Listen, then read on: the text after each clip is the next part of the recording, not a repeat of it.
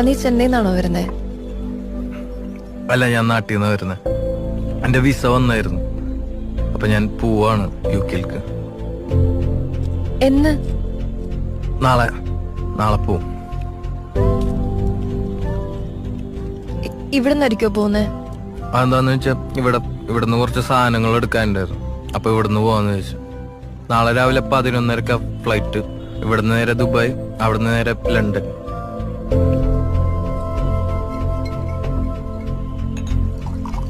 എന്റെ കുറച്ച് ഫ്രണ്ട്സ് ഉണ്ട് UK-ല്. നിനക്ക് എന്തെങ്കിലും ആവശ്യമുണ്ടെ പറഞ്ഞാ മതി. അല്ല, അതിന്റെ ആവശ്യം ഉണ്ടാവുന്നുള്ള കുഴപ്പമില്ല.